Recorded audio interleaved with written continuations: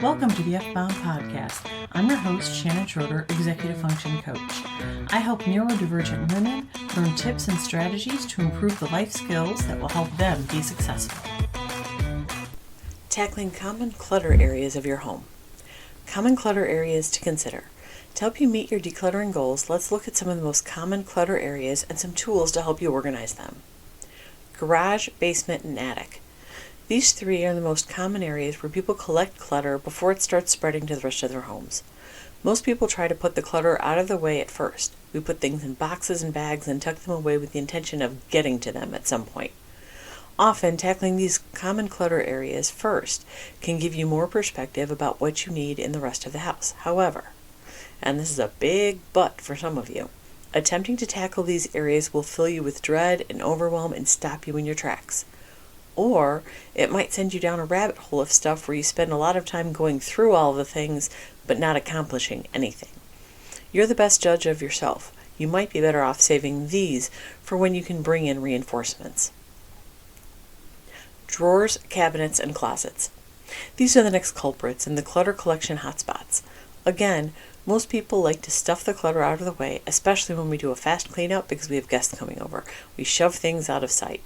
That makes these hiding spots ideal for the existence of clutter because we rarely go back to them and fix the mess we made. Tackling these first is also a good idea because it offers you spaces to store things as you work on the rest of the house. Again, you don't want to try to do all of them at once. Choose one closet or one set of cabinets and work from there. Kitchen. When a kitchen becomes cluttered, it is often due to the fact that it has counters, drawers, and cabinets. I don't know about you, but my kitchen is the hub of my house. People are always walking through or hanging out, even though it's a small space. In addition, most of us tend to buy more kitchen gadgets than we need or have space for. Clearing out the unused stuff, no matter how cool it is, will make it easier to be productive in the kitchen. Here are some organizational tools to consider for the kitchen. A rack for water bottles. I have one that I keep on top of my fridge. However, if you have a lot of wide bottles, you might want to skip the ones meant for water bottles and maybe use a wine rack instead. Clear plastic bins for refrigerators. I don't know about you, but I love to watch the organizational videos on TikTok. I think those refrigerators with all the bins look amazing. I also know that my fridge will never look like that. My refrigerator usually has a ton of leftovers taking up space, but I can still imagine. But if you want to give it a shot, when it comes to organizing the inside of your refrigerator and freezer, you want to go for basic and practical. Clear plastic bins are the way to go. They allow you to see what you have and what's running low. They will also keep you motivated to keep it clean because they look pretty and you can immediately see if there's been a spill or anything.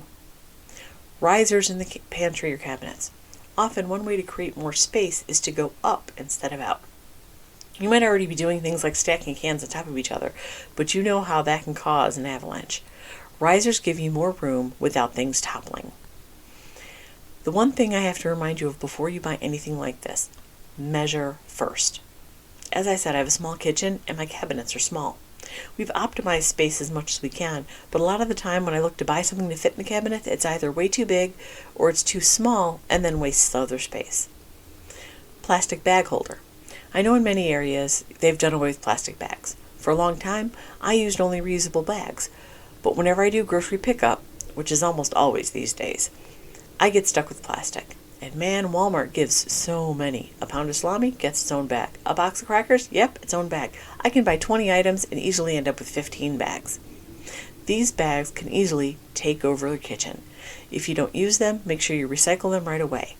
We do use them for the small trash cans throughout the house. They're perfect trash bags. So if you do use them, get a holder so they're condensed and out of the way. Dining room. If you have a dining room or a dining area where the table is only used for junk, it's time to reevaluate that room. Do you want to eat at the table? Would you rather turn that room into something else? My dining room table is huge. There's often a pile of junk on it. However, we do routinely clear it and we eat there every day. It's also still used for homework by my college kid. She roams from room to room doing homework and the dining room table is always one of her stops. But if your family doesn't use this as a dining room, who says it needs to stay that way? Get rid of the table and make it an office for yourself, or a dedicated playroom for the kids. It's your space.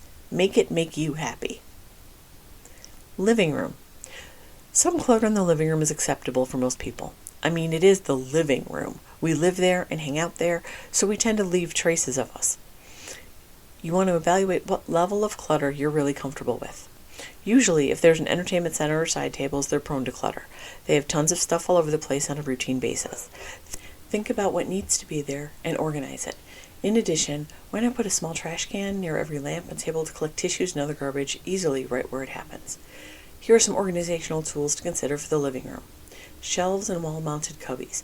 These can create storage for books, movies, or games so they aren't scattered all over your entertainment center. Storage ottoman. We all love to have comfy blankets to keep us warm, but we don't need them covering every piece of furniture when not in use. Choose your favorites, fold them up, and tuck them away. Get rid of all of the extras. Basket or wall organizer. Tables in the living room can be the dumping ground for all types of electronics. Consider having a designated basket or hanging organizer for remotes and charging cords. Bedroom. Many people use the bedroom for far too much. In theory, your bedroom should only be used for 3 things: sleep, sex, and recovering from illness. However, I understand that isn't possible for everyone. I have office space in my bedroom for my husband's company. My office is in the guest room. You have to make do with the space you have. What you want to do is find ways to make your bedroom a sanctuary of relaxation.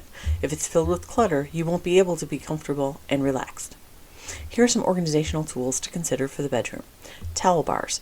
Towel bars can come in really handy for organizing things that often get set down or shoved in a drawer. By attaching hooks to the bar, you can organize things like scarves, hats, or jewelry. Shoe rack. You'll find many varieties of shoe racks and organizers that keep all of your shoes in one place and take advantage of vertical space in your closet. Another option is to get one that hangs on the back of the door with pockets.